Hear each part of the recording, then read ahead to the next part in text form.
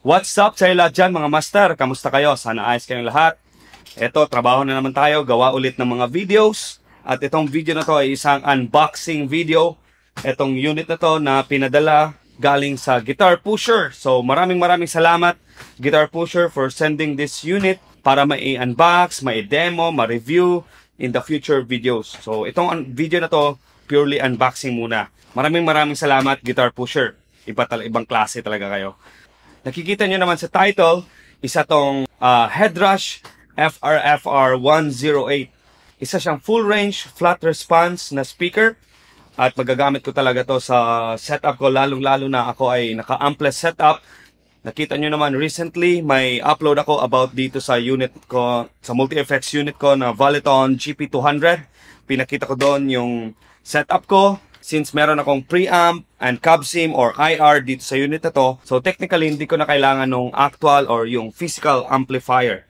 So ito, makakatulong to para sa pagtimpla at pag-monitor ng aking guitar sound, guitar tone. Mas magiging accurate representation siya nung preamp and cab sim doon sa unit ko. Huwag na natin patagalin pa. Unbox na natin to guys. So unang tingin medyo malaki yung box niya at hindi naman siya ganun kabigatan. Base sa research ko nasa 19 pounds. So sa kilos nasa 7.5 ata. Mas mabigat pa yung pedal board ko dito. Or yung pedal board na naka hard case.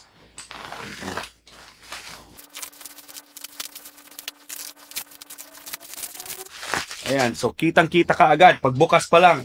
Especially designed for guitar and bass multi-effects amp modelers. So, design talaga siya guys para magbigay ng flat response, para mas maganda yung pagtimpla mo ng iyong guitar or bass. Ayan, so Headrush FR 108. So, ibig sabihin ng 108 ay 8 inches yung kanyang laki ng speaker. Tapos, ang wattage ito ay 2,000 watts. So, medyo malaki siya, medyo malakas yung unit. Kayang-kaya na siguro to pang live rehearsal, pang live venues, mga gigs. At syempre, sa bahay, pag nagtitimpla ka ng iyong guitar. Okay. So, ito pala yung may Bluetooth na function or feature. Akala ko ito yung ano lang. Ito lang yung regular na Headrush without the Bluetooth connectivity. Pero explain ko lang din guys ha, hindi ito guitar cabinet na kagaya nung sa amplifier talaga. Yung amp head tapos mic cabinet. Iba to. Hindi to magtutunog maganda kung hindi naka-on yung cab sim at yung iyong IR.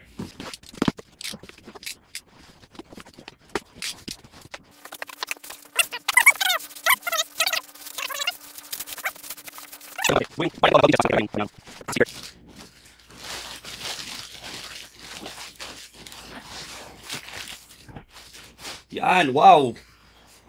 Ganda niya guys. Ang ganda ng unit.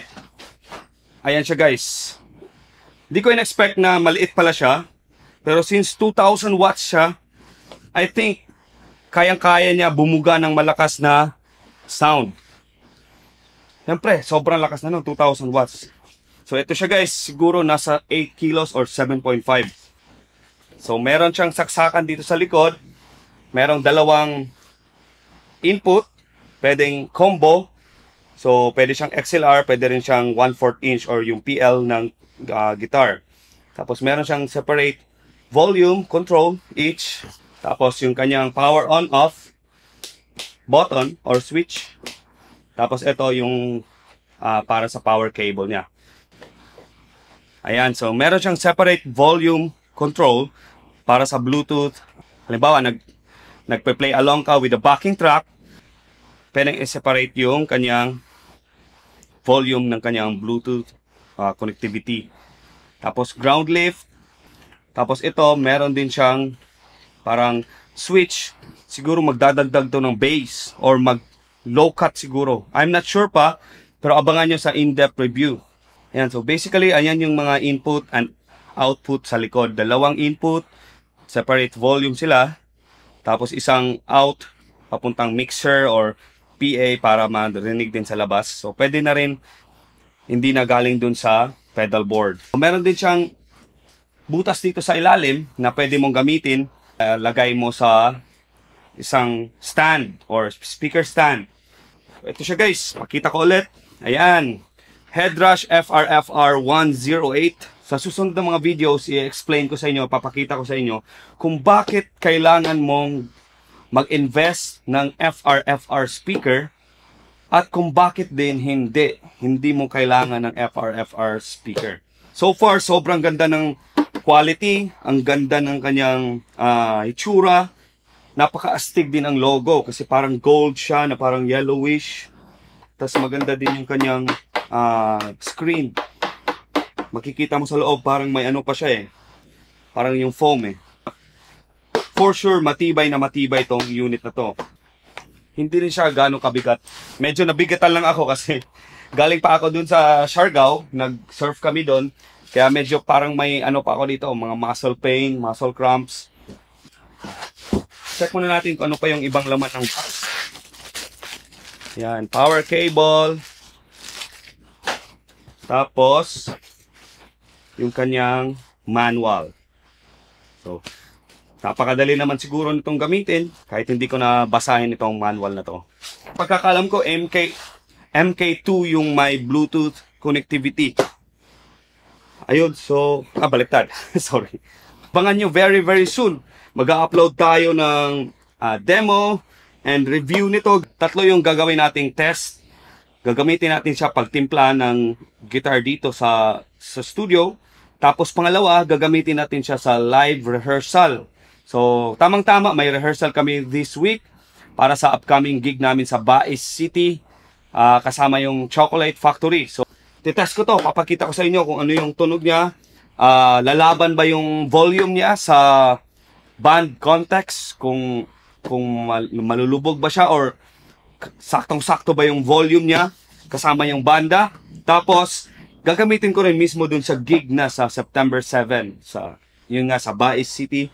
Malaking stage yun. So, expected natin na malalakas yung mga volumes. Ititest din natin siya kung maririnig ba siya dun sa venue. Maririnig ko ba siya. Gusto ko kasing mag-try ng FR-FR speaker. Kasi dati, gumagamit ako in-ear. Usually in-ear talaga kami noon sa banda ko. Ang disadvantage kasi pag kinabit ko yung dalawa sa tenga, di ko na maririnig yung ambience ng paligid. Tapos hindi ko rin ma-feel yung parang buga ng isang speaker. At least dito, hindi na ako mag-i-in-ear. Or kung may in-ear man ako, isa na lang sa isang tenga. Or baka hindi na talaga, ito na talaga. Ang kagandahan kasi, ma-feel ko pa rin yung stage volume. Yun ang main reason. Kaya gusto kong mag-try ng Headrush FR-FR speaker. I think that's it for this video. Maraming salamat mga master. Kita-kits tayo sa demo and review videos nito guys. Keep rocking, keep shredding, keep tone chasing. Let's go!